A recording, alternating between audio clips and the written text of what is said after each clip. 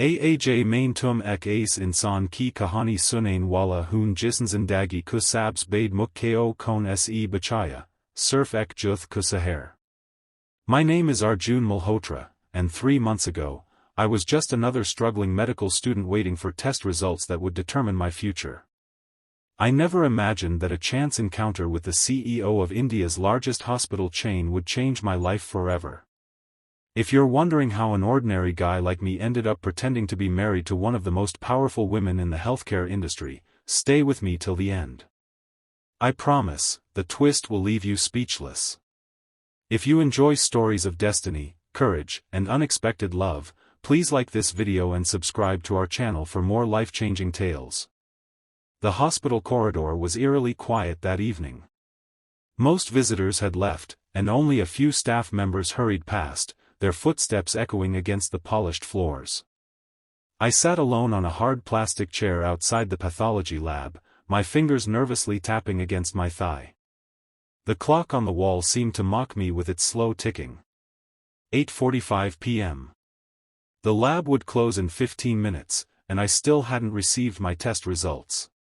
These weren't ordinary test results. They were my liver function tests, and after weeks of unexplained fatigue and yellowing skin, I feared the worst. As a third-year medical student at AIMS Delhi, I knew enough to be terrified but not enough to be certain. The irony wasn't lost on me, studying to save lives while potentially losing my own. My phone buzzed with a message from my mother, "Beta, results mile Kia?" I couldn't bring myself to reply. What would I tell her? That her only son, the first in our family to attend university, might have to drop out due to a failing liver?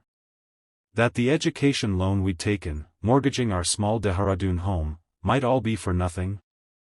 I closed my eyes, trying to steady my breathing the way Dr. Sharma had taught us during our mindfulness module. In, out. In, out. The sound of hurried footsteps broke my concentration. When I opened my eyes, I saw her, a woman in her mid-30s, dressed in an elegant navy blue suit, her hair pulled back in a tight bun. She looked out of place in the hospital's public wing, like a foreign diplomat who had taken a wrong turn. But what caught my attention wasn't her appearance but the panic in her eyes. "Excuse me," she said, her voice authoritative despite her evident distress. "I need your help." Before I could respond, she sat beside me, her expensive perfume momentarily masking the antiseptic smell of the hospital. "My name is Naina Kapoor.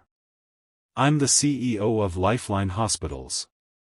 She spoke rapidly, checking her watch every few seconds. "I'm about to walk into a meeting with the hospital board and a potential international investor.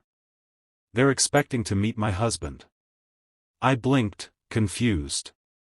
"I'm sorry, but what does that have to do with me?" She leaned closer, her voice dropping to a whisper. "My husband was supposed to join me, but he's stuck in Mumbai due to the floods. The investor, Mr. Tanaka, is very traditional. He's flying back to Tokyo tonight and won't sign without meeting my supportive spouse. I've built this deal for 2 years, and it's about to collapse because of outdated patriarchal expectations." I stared at her, finally understanding what she was asking.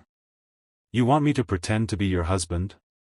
But that's crazy, I know," she interrupted. "But I'm desperate. This deal will fund a new pediatric cancer wing that will save thousands of lives. Please." The desperation in her eyes reminded me of my mother when she'd begged the bank manager for our loan. I glanced at the pathology lab door, still closed, then at my watch.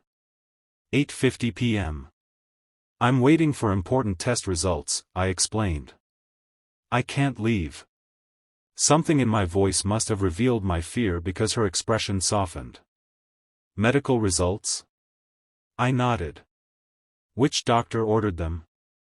"Dr. Mehta." She pulled out her phone, dialed a number, and spoke with an authority that made me sit straighter. "Dr. Mehta? Naina Kapoor here. There's a young man waiting for his liver function test results." "Yes, outside the main lab. I need those results expedited and sent to my email immediately." It's urgent. She hung up and turned to me. Help me for 1 hour, and I promise you'll have your results before the lab closes, with the best specialists reviewing them by morning. My heart raced. The best specialists? For a student surviving on mess food and occasional street chai, such access was unimaginable. What would I need to do? I asked cautiously. Just be charming, pretend we've been married for 3 years, and mention how proud you are of my work. Nothing complicated. I thought about my results, about my mother's hopes, about the loans. 1 hour? 1 hour, she confirmed. I'm Arjun, I said, extending my hand. Arjun Malhotra. She smiled for the first time, relief washing over her face. Thank you, Arjun. Now, let's make you look like you belong in that boardroom. Within minutes, I found myself in a private bathroom, changing into a spare shirt and tie she'd procured from her office. She fixed my collar with practiced ease, her fingers brushing against my neck. Remember, we met at a medical conference in Singapore. You're completing your residency in neurosurgery. We live in Vasant Vihar, and we're planning to start a family next year. I nodded, trying to memorize these details while suppressing the anxiety about my own medical situation. As we walked toward the executive wing, she briefed me on the Japanese investor and the importance of the deal. Mr. Tanaka values family above all. His company only partners with organizations led by people with stable family foundations. It's ridiculous, but his investment will fund treatments for children who would otherwise have no hope. The executive wing was a different world, plush carpets, wood-paneled walls, and artwork that probably cost more than my entire education. As we approached the boardroom, Naina squeezed my hand. Ready, husband, she whispered, a nervous smile playing on her lips. I squeezed back, surprising myself with the gesture. Ready, wife. The boardroom fell silent as we entered. 8 men in expensive suits turned to stare at us, or rather, at me. I recognized some of them from newspaper photographs, industrialists, politicians, medical pioneers. At the head of the table sat an elderly Japanese man, his face impassive. Gentlemen, Naina said confidently, I apologize for the delay. I'd like to introduce my husband, Dr. Arjun Malhotra. I smiled and bowed slightly toward Mr. Tanaka, remembering a cultural etiquette lesson from our international medicine module. The old man's eyes crinkled with approval. What followed was the most surreal hour of my life. I watched Naina transform into a commanding presence, presenting financial projections and medical innovations with flawless precision. When questions about the pediatric cancer wing arose, she answered with both statistical data and heartfelt passion. Last year, we had to turn away 342 children because we lacked the facilities, she said, her voice steady but her eyes revealing genuine pain. With this new wing, we won't have to tell another parent that we can't help their child. Mr. Tanaka nodded thoughtfully, then turned to me. And you, Dr. Malhotra, what do you think of your wife's ambitious project? All eyes turned to me. I felt Naina tense beside me. I cleared my throat, thinking of the children I'd seen in the oncology ward during my rotations. In medicine, we're taught to make evidence-based decisions, I began, surprising myself with my steady voice. The evidence shows that specialized pediatric cancer care improves survival rates by up to 30%. But beyond the statistics, there's something profound about creating a space where children can receive treatment while still being children, where healing includes not just medicine but hope. I glanced at Naina, whose eyes had widened slightly. My wife understands this better than anyone. She sees hospitals not just as businesses but as sanctuaries. That's why I fell in love with her. The words had slipped out naturally, and for a moment, I forgot this was all pretense. Mr. Tanaka's face broke into a warm smile. You are a fortunate woman, Mrs. Kapoor, to have such a supportive partner.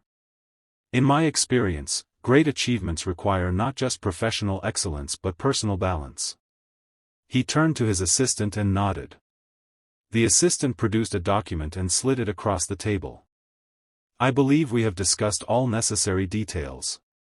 I would be honored to partner with Lifeline Hospitals on this project. The tension in the room dissolved into smiles and handshakes.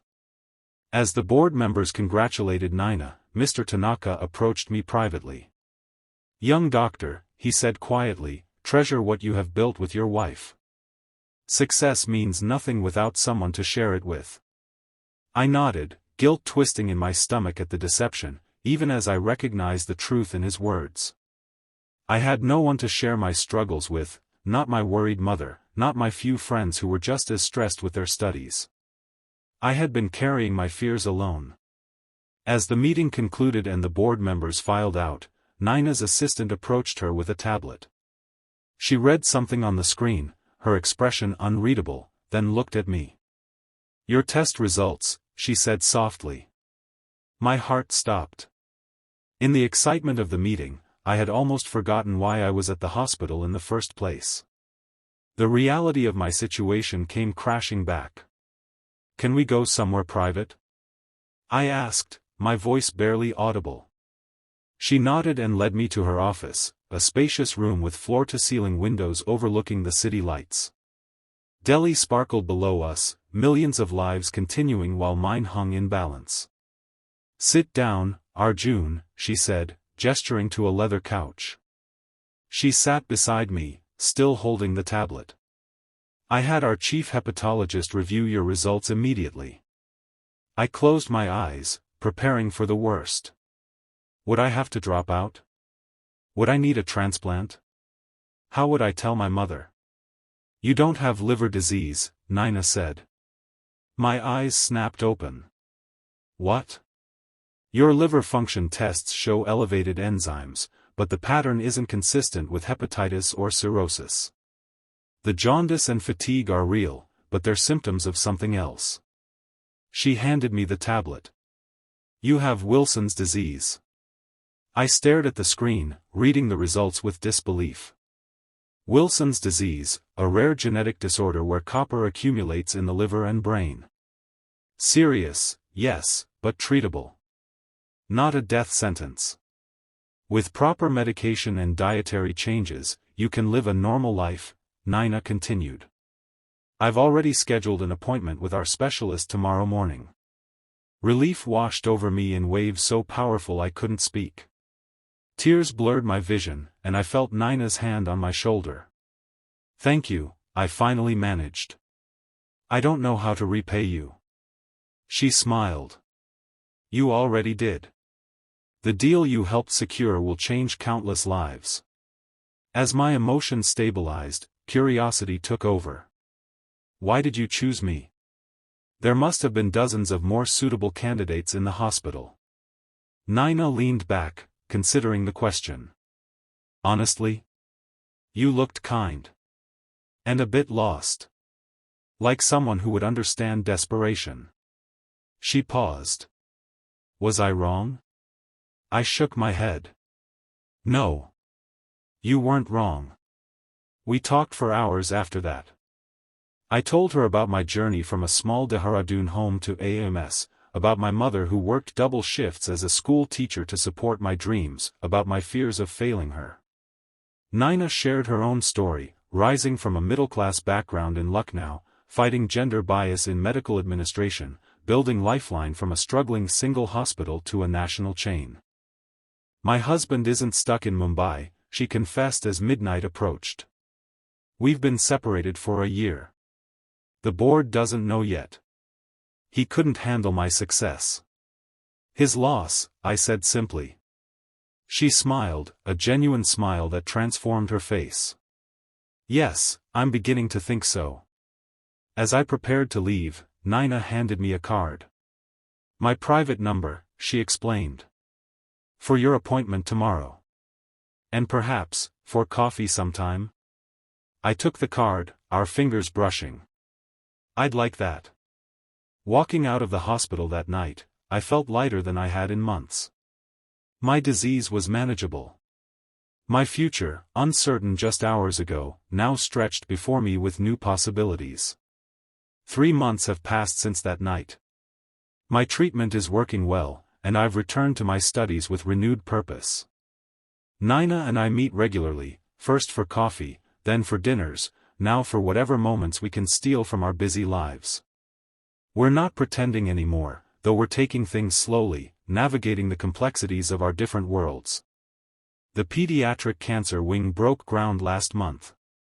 Naina invited me to the ceremony, where I met children whose lives would be transformed by the facility. One little girl, barely 6 years old, gave me a drawing of what she imagined the new hospital would look like, a colorful castle where doctors make kids better. I keep that drawing pinned above my desk as a reminder that sometimes, the most unexpected encounters can lead to the most meaningful changes. That night in the hospital corridor, I was just waiting for test results, terrified of what they might reveal. I never imagined that by saying yes to a desperate request, I would find not just medical help but a connection that would challenge me to see beyond my own struggles. Life rarely follows the path we expect. Sometimes it takes a detour through a hospital boardroom, where a pretend husband and a powerful CEO discover something real amidst the pretense. Sometimes our greatest fears lead us to our greatest opportunities. And sometimes, when we help others in their moment of need, we find exactly what we need ourselves. So if you're facing your own impossible moment, remember my story. Take a chance. Say yes to the unexpected. You never know, your life might change in ways you never imagined possible. If this story touched your heart, please like this video and subscribe to our channel. Share it with someone who needs to be reminded that sometimes, our darkest hours can lead to our brightest beginnings. Until next time, this is Arjun Malhotra, signing off.